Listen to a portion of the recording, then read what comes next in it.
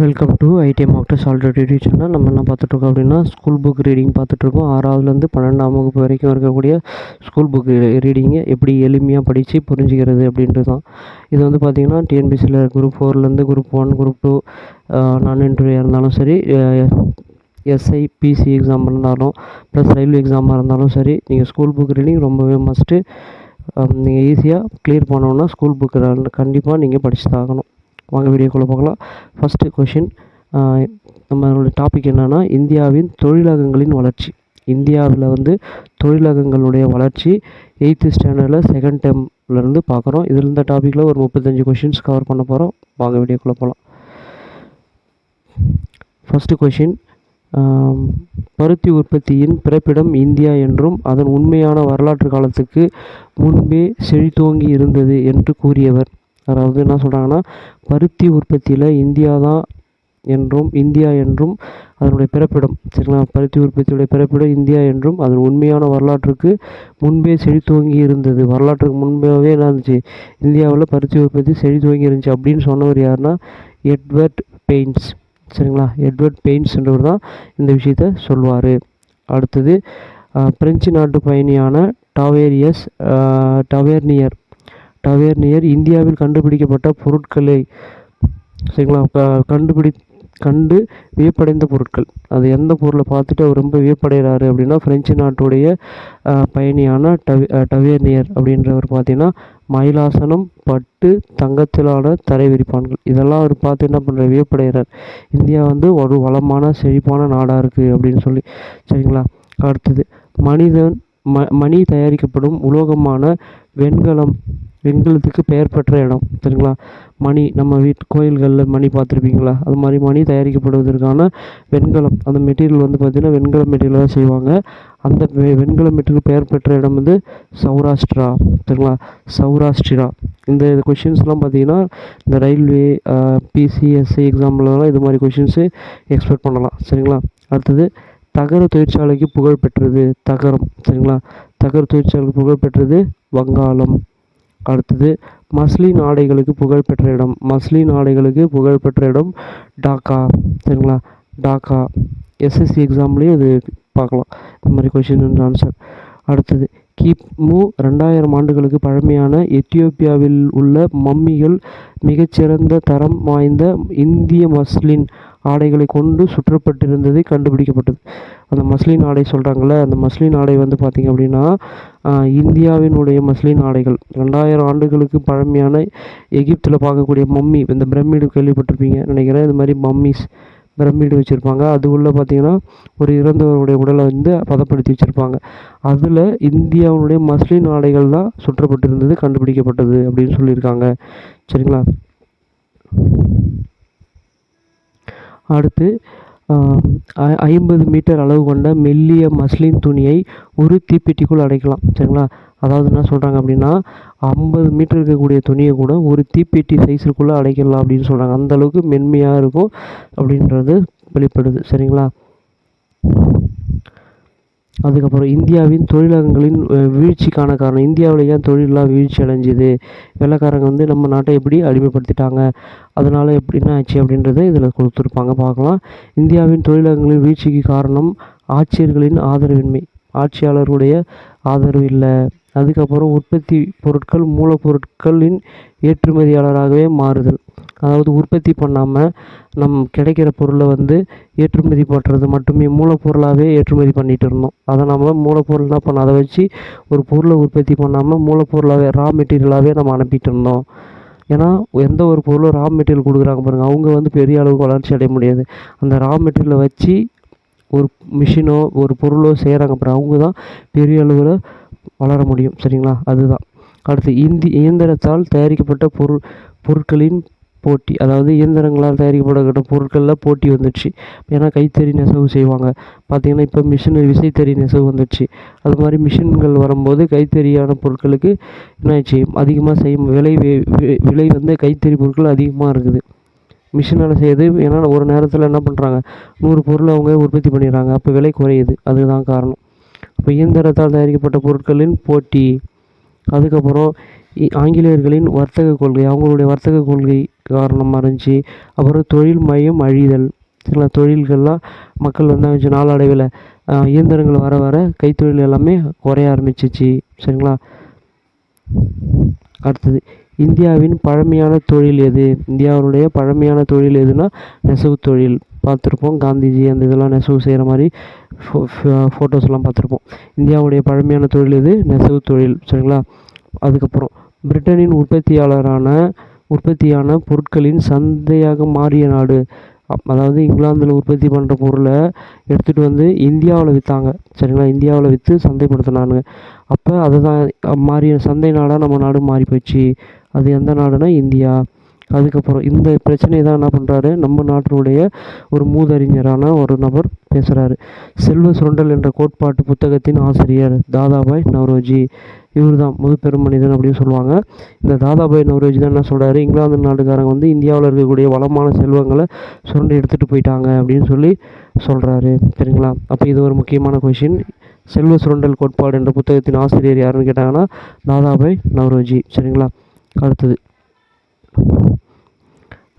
ஆங்கிலேயர்கள் இந்தியாவின் வளங்களை சுரண்டுவதும் இந்தியாவின் செல்வங்களை பிரிட்டனுக்கு கொண்டு செல்வதுமே இந்திய மக்களின் வறுமைக்கு காரணம் என்று முதலில் ஏற்றுக்கொண்டவர். அதான் காரணம் என்ன, ஆங்கிலேயர்கள் என்ன பண்ணாங்க, இந்தியாவுடைய வளங்களை எல்லாத்தையும் சுரண்டி எடுத்துகிட்டு போயிட்டு அவங்க என்ன பண்ணாங்க, பிரிட்டனுக்கு கொண்டு சென்று இந்தியாவுடைய வறுமைக்கு காரணமே இதுதான் அப்படின்னு சொல்லியிருப்பார். அதுதான் தாதாபாய் நவ்ரோஜி சொல்லியிருப்பாங்க, சரிங்களா. அடுத்தது தாதாபாய் நவ்ரோஜிக்கு இன்னொரு பேருக்கு இந்தியாவின் முதுபெரும் மனிதர் அப்படின்னு சொல்லுவாங்க, சரிங்களா, ஞாபகம் வச்சுங்க.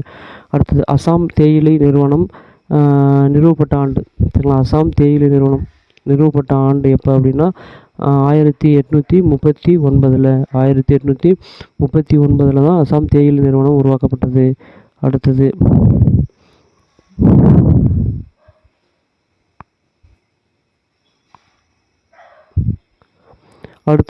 பம்பாய் பருத்தி நூற்பு ஆலை நிறுவப்பட்ட ஆண்டு. பம்பாயில் எப்போ பருத்தி நூற்குற ஆலை நிறுவனாங்க அப்படின்னா 1854. 1854 தான் பம்பாயில் பருத்தி நூற்கும் ஆலை வந்தது, சரிங்களா. அதுக்கப்புறம் கல்கத்தாவுக்கு அருகில் ரிஷியா, சரிங்களா, ரிஷியா என்ற இடத்தில் ஹூக்ளி பள்ளத்தாக்கில் சணல் தொழிற்சாலை தொடங்குச்சு, சரிங்களா. ஏன்னா நம்ம படிக்கிற டாபிக் என்ன, இந்தியாவினுடைய தொழில் மையமாக இந்தியாவில் ஒவ்வொரு பொருளும் எப்போ இந்த காலகட்டத்தில் கொண்டு வராங்க அப்படின்றது நீங்கள் பார்த்து தெரிஞ்சுக்கிறீங்க. கல்கத்தாவுக்கு அருகில் ரிஷியா என்ற இடத்தில் ஹூக்ளி பள்ளத்தாக்கில் சணல் தொழிற்சாலை தொடங்கப்பட்ட சணல் தொழிற்சாலை எப்போ தொடங்குறாங்கன்னா 1855, சரிங்களா. அடுத்தது முதல் காகித ஆலை கல்கத்தாவுக்கு அருகில் பாலிகஞ்ச், சரிங்களா. பாலிகஞ்ச் இடத்தில் துவங்கப்பட்ட ஆண்டு 1870, சரிங்களா. 1870 தான் காகித ஆலை இதை கொண்டு வராங்க. அடுத்தது கான்பூரில் முக்கியத்துவம் பெற்ற தொழிற்சாலை. கான்பூரில் முக்கியத்துவம் பெற்ற தொழிற்சாலை எதுனா கம்பளி மற்றும் தோல், சரிங்களா. கம்பளி மற்றும் தோல்.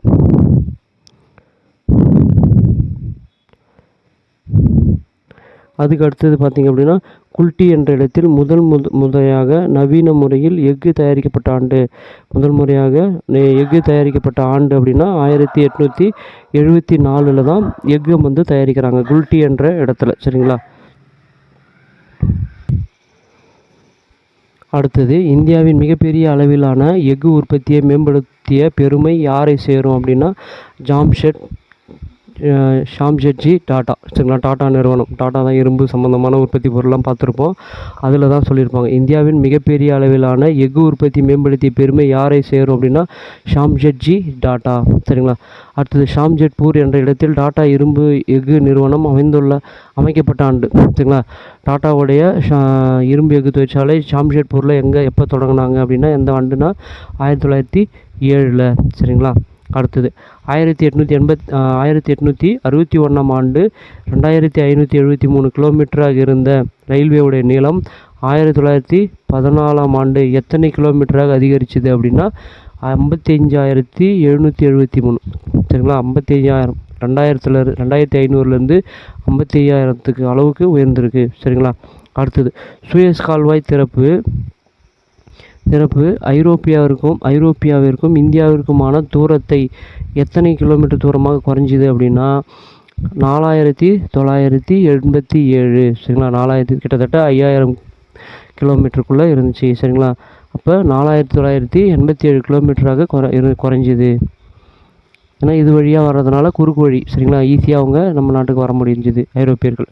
அடுத்தது சுதேசி இயக்கத்தின் விளைவாக பருத்தி ஆலைகள் 194லேருந்து 273ஆகவும் சணல் ஆலைகள் 36லேருந்து 64ஆகவும் அதிகரிச்சுது. சுதேசி இயக்கம் அப்படின்னா இந்தியாவிலேயே தயாரிக்கணும் பொருளை, இந்தியா மக்களுக்கு இந்தியாவிலே தயாரித்து கொடுக்கணும், அந்நிய பொருட்களை வாங்கக்கூடாது அப்படின்ற மாதிரி கொண்டு வந்தனால தான் இந்தியாவில் தொழில் கொஞ்சம் வளர்ச்சி அடையுது.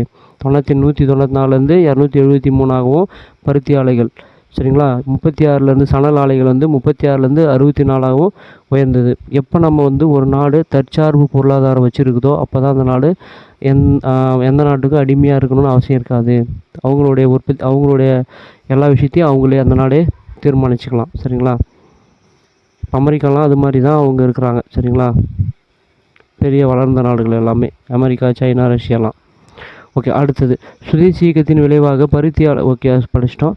இந்தியாவின் தொழில்துறை கூட்டமைப்பு நிறுவப்பட்ட ஆண்டு. இந்தியாவில் தொழில்துறைக்குன்னு ஒரு கூட்டமைப்பு வச்சு நிறுவுறாங்க. எப்போனா 1985 கொண்டு வராங்க தொழில்துறை கூட்டமைப்பு நிறுவப்பட்ட ஆண்டு. ஏன்னா இந்தியாவில் தொழில்கள்லாம் வளர்ந்தால் தான் என்ன ஆக முடியும், இந்தியா வல்லரசாக மாற முடியும், மக்களும் பஞ்சம் பட்டினியிலேருந்து மாற முடியும், சரிங்களா, அதுலேருந்து மீண்டு வர முடியும். அப்போ இந்திய தொழில்துறை கூட்டமைப்பு எத்தனை உறுப்பினர்களை கொண்டு உருவாக்கப்பட்டது? இந்த தொழில்துறை கூட்டமைப்பை எத்தனை பேரை கொண்டு உருவாக்குறாங்க அப்படின்னா 9000 பேரை கொண்டு தான் இந்தியாவுடைய தொழில்துறை கூட்டமைப்பை உருவாக்குறாங்க, 9000 பேரை கொண்டு. அடுத்தது தொழில்துறை கொள்கை தீர்மானம் இயற்றப்பட்டது. இதற்கான தீர்மானம் பார்த்திங்கன்னா 1948 தீர்மானம் இயற்றிட்டாங்க, சரிங்களா. தொழில்துறை தீர்மானம் 48 வந்துட்டு தான் 1951 நம்ம என்ன பண்ணுறோம், 5 ஆண்டு திட்டங்கள் போட்டு ஒவ்வொரு தொழிலாக என்ன பண்ணுறாங்க, விரிவடை செய்யணும், சரிங்களா. விவசாயத்தை ஃபஸ்ட்டு பண்ணுறோம், அடுத்தது 2வது 5 ஆண்டு திட்டத்தில் தொழில்துறைக்கு முக்கியத்துவம் கொடுக்குறோம். இது மாதிரி ஒவ்வொரு விஷயமாக வரும், சரிங்களா. அதுக்கப்புறம் 1956ஆம் ஆண்டு தொழில்துறை கொள்கை தீர்மானத்தின்படி தொழில்துறையானது எத்தனை வகையாக பிரித்தாங்க? தொழில்துறையை எத்தனை வகையாக பிரித்தாங்கன்னா 3 வகையாக, சரிங்களா. தொழில்துறையை 3 வகையாக பிரித்தாங்க.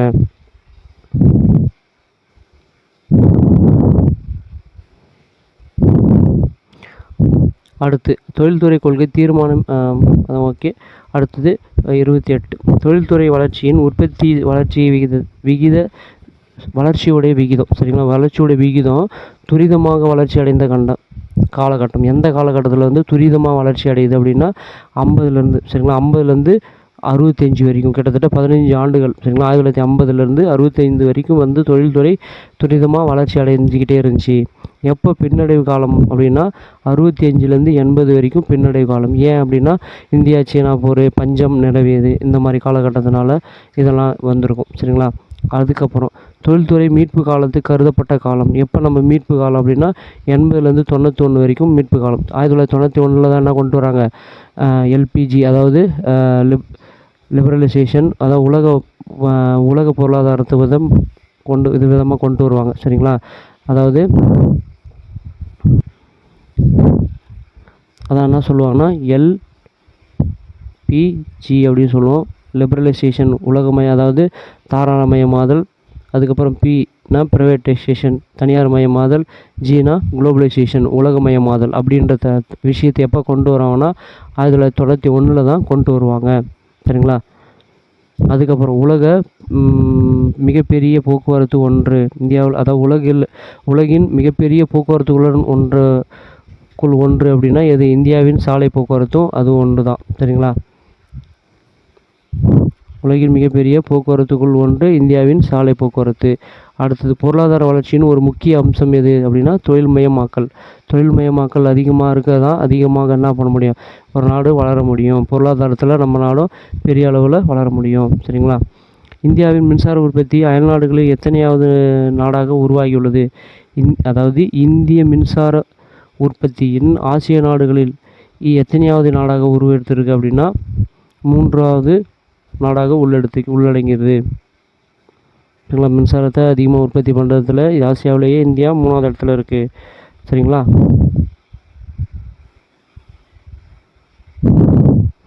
அடுத்தது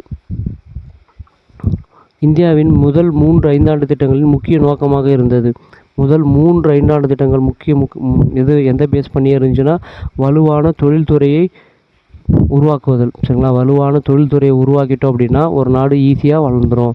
அதை தான் நம்ம மெயினாக ஃபோக்கஸ் பண்ணோம். 3 ஐந்தாண்டு திட்டங்கள், முதல்ல இருந்து 2வது ஐந்தாண்டு திட்டம் முதற்கொண்டு 3வது ஐந்தாண்டு திட்டம் முதற்கொண்டு அதை தான் நம்ம ஃபோக்கஸ் பண்ணாங்க. ஓகே, அடுத்தது டவேர்னியர்ன்றவர் யார்? பிரெஞ்சு நாட்டுடைய பயணி. சரிங்களா, பிரெஞ்சு நாட்டுடைய பயணி. அடுத்தது டாக்கா வந்து எதுக்கு புகழ்பெற்றனா மஸ்லின் துணிகளுக்கு புகழ்பெற்றது. தாதாபாய் நவ்ரோஜி, அவர் யார் அப்படின்னா செல்வ சுரண்டல் என்ற புத்தகத்தினுடைய கோட்பாடு. சரிங்களா, சுரண்டல் கோட்பாடு என்ற புத்தகத்தினுடைய ஆசிரியர். அடுத்தது பாலிகஞ்சில் காகித ஆலை, குல்ட்டினா இரும்பு எஃகு ஆலை. சரிங்களா, அதுக்கப்புறம் வந்து பார்த்திங்கன்னா ஸ்மித்துன்றவர் யார் அப்படின்னா கைவினைஞர். சரிங்களா, ஸ்மித்துன்றவர் கைவினைஞர். ஓகே ஃப்ரெண்ட்ஸ், இந்த வீடியோவோட டிஸ்கிரிப்ஷனில் மற்ற இதுக்கு முன்னாடி கவர் பண்ண வீடியோஸ் எல்லாமே இருக்குது, பார்த்து பயன்பெறுங்க. மறக்காமல் நம்ம சேனலை சப்ஸ்கிரைப் பண்ணிக்கோங்க. தேங்க்யூ, பாய்.